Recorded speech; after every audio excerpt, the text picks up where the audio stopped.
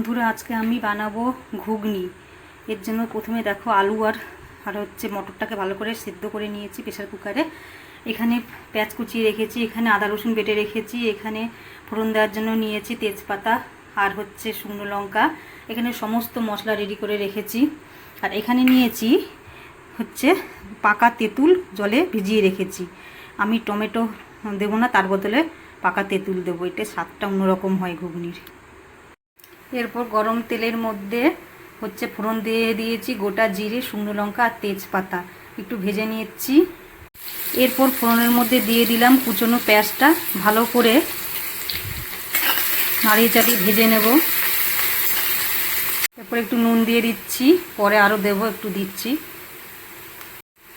এরপরে হচ্ছে আদা রসুন বাটাটা দিয়ে দিলাম,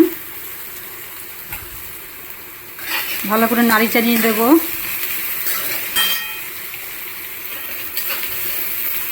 নুন, পেঁয়াজ, ফোড়নের মধ্যে পেঁয়াজ, তার মধ্যে একটু নুন দিয়েছি আর আদা রসুন দিয়ে ভালো করে নাড়িয়ে চাড়িয়ে দিচ্ছি।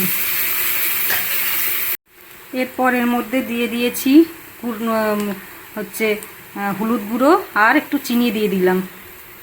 আমি সমস্ত তরকারির মধ্যেই একটু চিনি দিই। ভালো করে নাড়িয়ে চাড়িয়ে নিচ্ছি।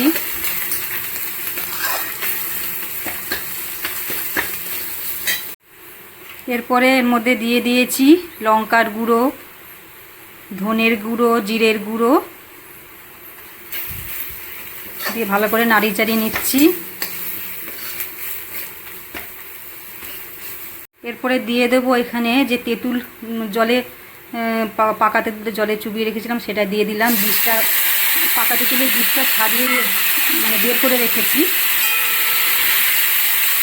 দিয়ে দিলাম। ভালো করে নাড়িয়ে চাড়িয়ে নিচ্ছি।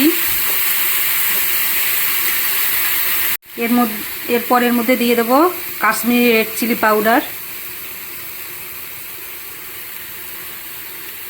বাবা লাল টকটক করছে একদম। ভালো করে নাড়িয়ে চাড়িয়ে নেব, নাড়তে নাড়তে তেল বের করিয়ে নেব কষাতে কষাতে। বন্ধুরা দেখতেই পাচ্ছ কষানো হয়ে গেছে, তেল বেরিয়ে এসছে। এরপর এর মধ্যে মটর সেদ্ধ আর আলু সেদ্ধটা ঢেলে দিলাম।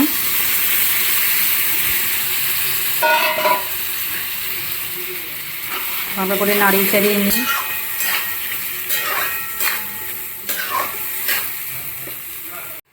দেখেছো বন্ধুরা নাড়ানো হয়ে গেছে, মোটামুটি কষানো হয়ে গেছে।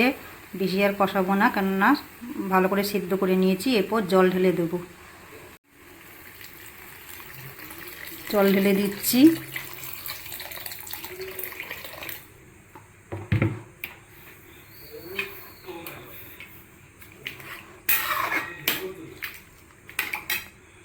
তখন নুন দিয়েছিলাম, এখন আবার পরিমাণ মতো নুন দিয়ে দিলাম।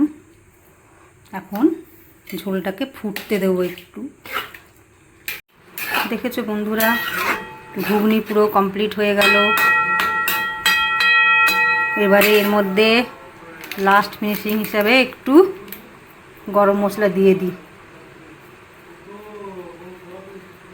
গরম মশলা দিয়ে নাড়িয়ে চাড়িয়ে দিই।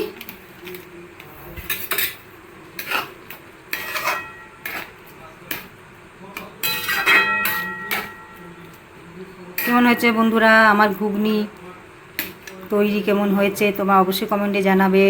ঠিক আছে, বাই বাই।